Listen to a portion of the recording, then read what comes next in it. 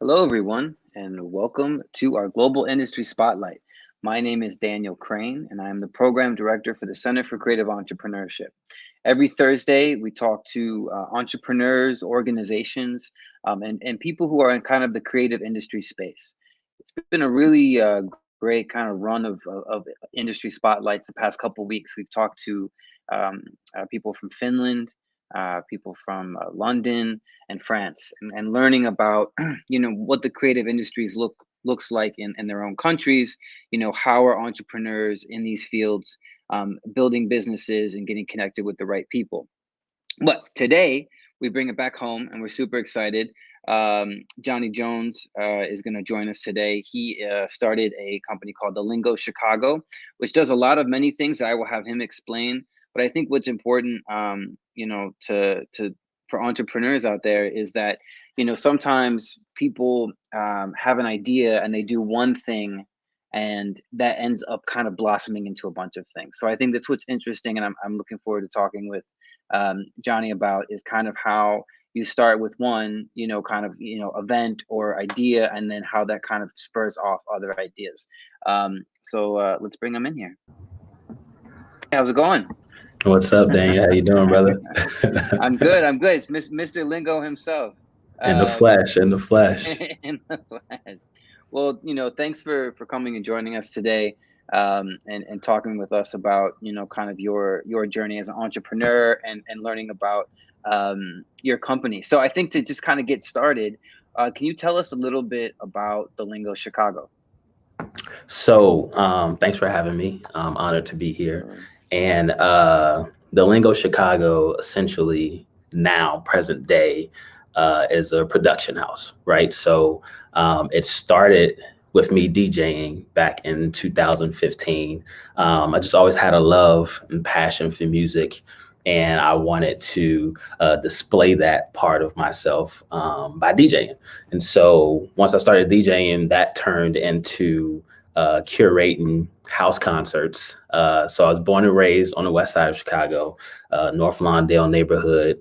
Started putting these little house concerts together, working with local artists from around the city. Started with west side artists, and that got a little bigger than I thought. So I'm like, all right, we got to start popping up at different venues because I can't fit all of these people in my apartment anymore.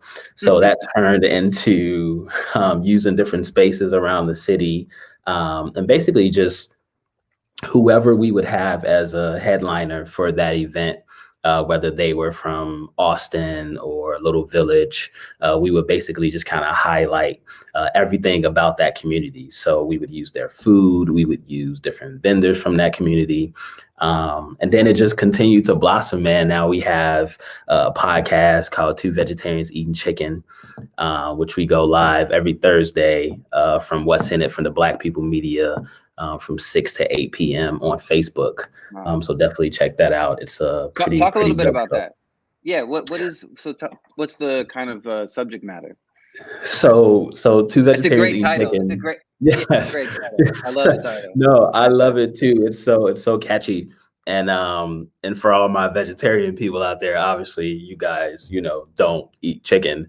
And so we kind of came up with it from a standpoint of just me and my co-host KJ. We used to debate about a lot of stuff, right? And so we thought it would be genius to just kind of come up with this cool name, and then just kind of carry that over. So we really talk about everyday things that are going on in the world, whether it's music related, relationship related, celebrity related, and then we have a guest on every other week, and then we highlight that first 30 minutes to fully focus on who they are as a creative, as an artist.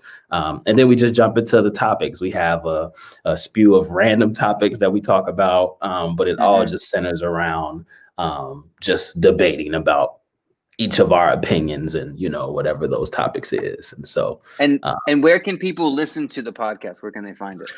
So we have a YouTube channel as well, Two Vegetarians Eating Chicken. If you want to tune in live, we go live on Thursdays from What's in It for the Black People Media's Facebook page, and then our own individual Facebook page. I think my Facebook page is just Johnny Jones. and we have an audio portion as well. So I think we're on all of those platforms: Spotify, Mm-hmm. uh, Google, Mm-hmm. whatever all of those audio, Right. Yeah, yeah, yeah, things yeah. are. Absolutely. Cool. And so, you're a full production company. So you have the podcast, you have the Hmm. DJing, you have the events. Um, Yes.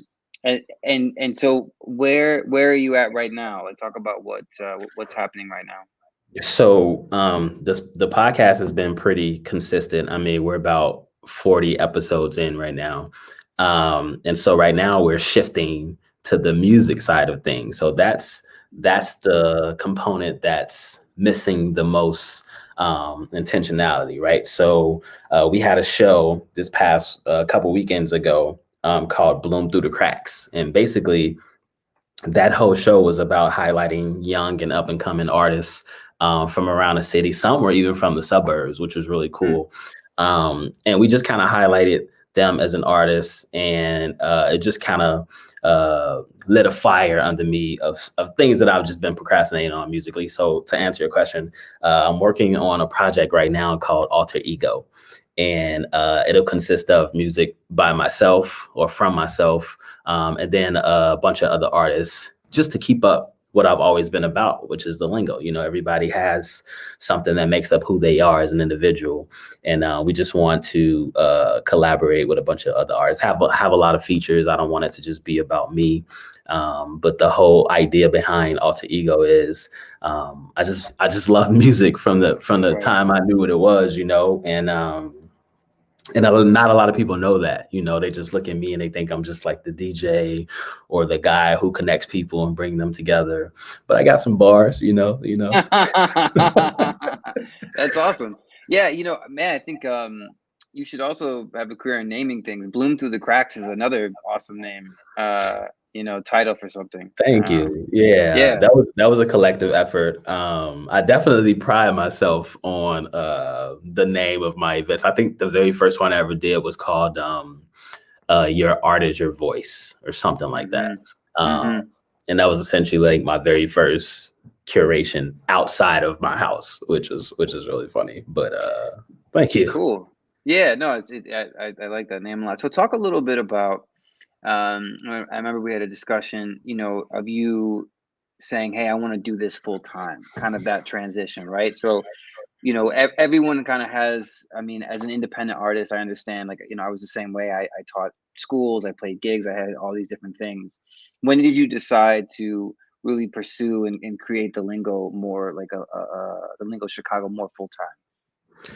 So, 2018, I was on the verge. I was at a nonprofit, which is really funny. I've always been in the nonprofit world of things, just really working with youth, young adults, and just kind of walking alongside of them in that journey of life, and just making sure that they get the best opportunities to fully come into themselves, creatively, career wise, whatever.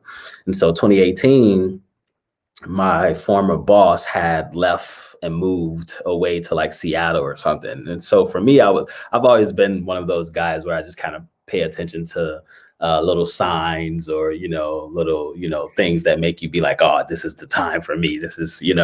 And so when she left, I was like, this is the perfect time. So 2018, I just kind of took that leap. We call it that leap of faith, that risk, and I decided to go full time. Now, one thing I will say, I'm so spontaneous sometimes to a fault. I didn't have a solid plan together. I just did it, Hmm. and I kind of had to just do it because Right. otherwise I would have kept making excuses. I need to do this, or I need to do this, and so I just jumped in the fire in 2018, and I had to get burned along the way. It's like that whole analogy when you jump off the mountain, who says you're not going to run into a couple of rocks and this and that. And so I had to Hmm. do that. So 2018, to answer your question, 2018, I kind of took Yeah. that leap of faith. Yeah, it's a good point. That there's like I think a balance between ideation of like, okay, let me plan this, and then there's that moment Hmm. where it's like, I just need to do this, and Hmm. I'll figure some of it out. Um, I know from my own career, especially as a musician, there was no roadmap, so Mm, it was like I just said yes to every gig and tried to make sure I was like, able to play, drums behind house music, able to cover a hip hop gig, able to play, Sweet Caroline and Don't Stop Believing, and, be able to be as versatile as possible, which helped me build my network, which is, what really helped. But, you know, uh, but in terms of going full time, like I didn't, there's a lot of risk that comes with that. And a lot of people yeah. can't afford that risk, or and some people can, right? Um, but I think that sometimes, people talk so much about what they're gonna do, and it's like at some point you just gotta go and figure it out. Um, but yeah, that's interesting. So, talk a little bit about kind of I really like that you focused your events in certain neighborhoods and tried to Hmm. bring in the neighborhood element to them. Can you talk a little bit about your thoughts on kind of the Chicago ecosystem of events, right? So you've got North Side, you've got South Side, you've got West Side. A lot of these places necessarily don't integrate. Hmm. Some do, but in terms of like what you see as being um, what worked in your mind, because I think in my mind it's like all these cool local neighborhood spots. I think everyone should know about, right? Hmm. Um, and these artists that are coming out of certain neighborhoods, everyone should know about it. But how do we connect the dots, I guess? So I think to touch on what you just said about Chicago in general. So Chicago is very much so a segregated city, right? Yeah, absolutely.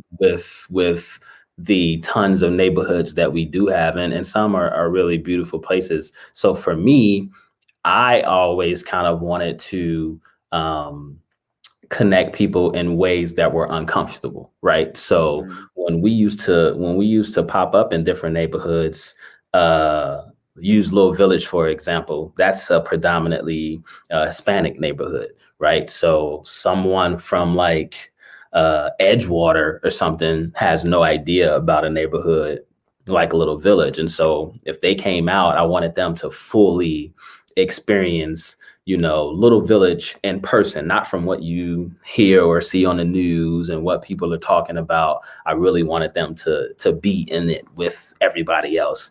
And so I've always tried to implement myself in other creative groups, whether it's in my own neighborhood or somewhere else, to just really try to capture something different than what I'm even used to. You know what I mean? Hmm. And so Right. sometimes in the creative world in Chicago, it can feel very competitive when it just needs to be collaborative. Right.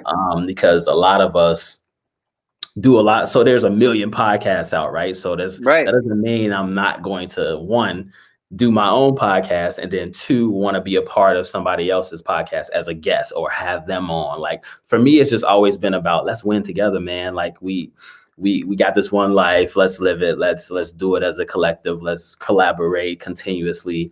I shouldn't have to leave and go somewhere else unless I just choose to and there's better opportunity. But I know a lot of creators and people who just leave Chicago because they feel like it's so much competition and they can't, really blossom at, what they're passionate about or called to do. And so sometimes that's really unfortunate, but I've always just tried to just kind of bring the people together continuously from a creative standpoint and let's do this thing together. So that's always been my Yeah. thing.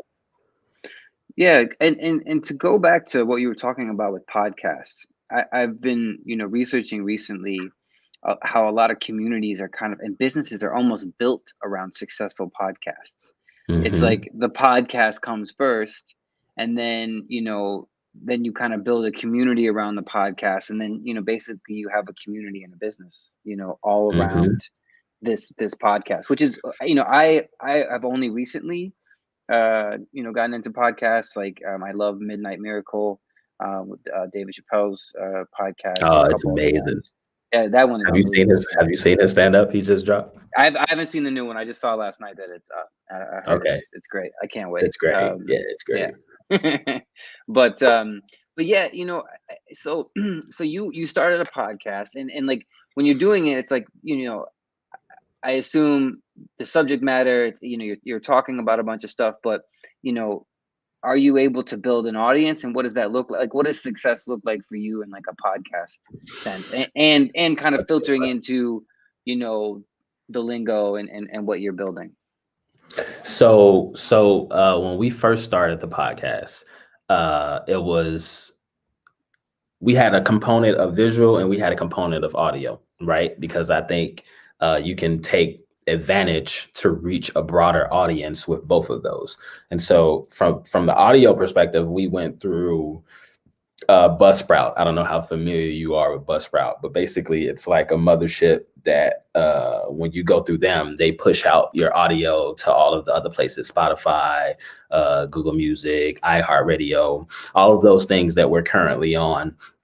And we got to see how much we impacted places I never thought we would even touch, other countries, Africa, South America. Just when you look at the stats and you see all of these places that we've like impacted, it's kind of crazy to me. Like I think our second most listened city is in New York. It's like I don't even know how to say the name, Cheetah, something like that. And it's just like, oh wow. And Chicago is obviously the leading city because that's where we are, started from. But for a while, it didn't used to be Chicago, which was interesting.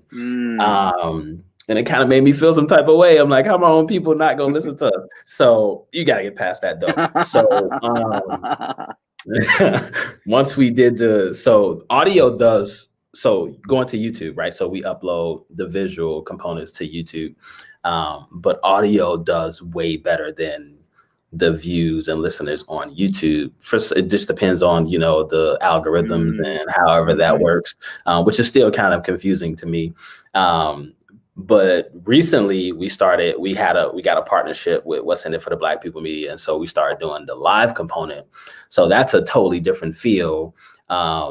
Being able to talk amongst each other, myself and my co-hosts, and then watch people who are watching you, and then people who are in the chats commenting, and then we're interacting with their comments. So I really like that component of it. But it started slow, to answer your question. It really started slow.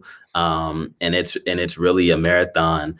I think about certain podcasts that I've listened to, and it's taken them over, 100, 200, 300 plus episodes to even start to create a really big buzz. And so for me, it's about the long haul for something specifically like a podcast. You just really have to have continuous fun with it, and just really enjoy doing it on however often you shoot the podcast, so we do it weekly. And I'm excited every Thursday because I know we're shooting today. I'm excited every Wednesday because that's the pre-recorded. Right. So, yeah. Yeah, no, I was listening to an interview, and I forgot the guy's name, but it was Talib Kweli's podcast. But he was talking about how the consistency is super important. That to build a fan base and it takes time, and and this guy, I totally blanking on his name, but he started like 3 other podcasts that are successful. Like one is with his wife, and they just kind of like talk on it. It's been successful. So I was, that's a new thing for me, like learning about it and even how to produce it, which you're learning about, which I think is like an awesome skill. To just know kind of like what that looks like and what your options are. So I guess, just to kind of wrap things up, what would what would be your advice, for, young people who are thinking about entrepreneurship, kind of want to start their own businesses and, and their own things like you have? What would be some tips that you would give them?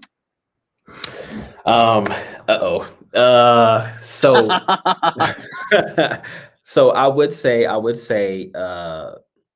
definitely have a structured plan, right? But don't let that plan consume you so much so that you're afraid to do it because you think this plan needs to be like perfect, or you think, you need to reach a certain level of whatever it needs to be. So I'll put it to you this way. Before I even started the Lingo Chicago, I was working full time, right? And so I was doing Lingo Chicago stuff as like my side job, but I was still, because we're human, right? So we still have, unless you like living home with your parents and like,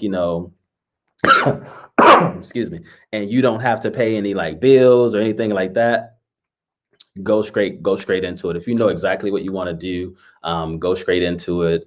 You have to take that leap. You have to take that risk. Otherwise, as humans, we'll continue to be in our head mentally, and we'll make all these excuses. And I know it's not easy as an entrepreneur, as a creative. It's not easy for me because I haven't reached a certain level that I define as success to me. And that's another tip. Like you're going to get a lot of people who try to convince you or tell you otherwise in both sides of your ears, but you really have to stay mindful about your own insightfulness and what you foresee yourself doing and what you want your business to look like. And obviously don't be naive and, receive things. But sometimes when people give you advice, it comes from places of things that they haven't accomplished, or like, sad to say, but sometimes it's really true. You get a lot of people who will shoot your ideas down, and, then now you're second guessing yourself. But in a nutshell, you really got to risk it to get the biscuit, at the end of the day. And you just have to just really go for it, and even if that means still working to make sure you can pay your bills and do all of that. Right. And saving, and then just reinvesting back into yourself, which is in your business. And then you just kind of go from there, man. Otherwise we're just going to continue to be complacent and, just in this, just here, and it's like, I think we all have a purpose if we channel into that, so it's all up to us at the end of the day. Well, I think that's fantastic advice, and I think, the concept of getting out of your head and putting things into action, and also, taking everyone's advice with a grain of salt, of where are they coming from, and telling you this advice, and and then building up a community. So, well, Johnny, thank you so much for taking the time to talk to us today. I'm going to put down below the lingochicago.com. Check out what he's doing. Get in contact with him if you're interested in his podcast or want to learn more about what he's doing. Please reach out to me, and I will connect you. I definitely hope you come here more often, and Oh, for sure. and we can link up and continue the conversation. But thanks again for taking the time to talk to us today. Thanks for having me, Daniel. I really appreciate it, man. Talk more, be social, baby. All right, take care. Well, there you have it. Johnny Jones, local Chicago creative entrepreneur, building businesses out of from North Lawndale, but building businesses for the city. Has a podcast, is building events around neighborhoods, and the neighborhood talent that exists within those spaces. Again, my name is Daniel Crane. I am the program director for the Center for Creative Entrepreneurship. We are focused on building resources for creative entrepreneurs, helping you network, and connecting you to the right people to help you grow. If you go to our website at cceglobal.org, you will be able to check out all the kind of free events that we have going on. We have some exciting things coming up, so I would suggest to go to cceglobal.org and check that out. We hope everyone has a great rest of their day and a great weekend. Take care, and we'll talk to you next Thursday. All right, ciao.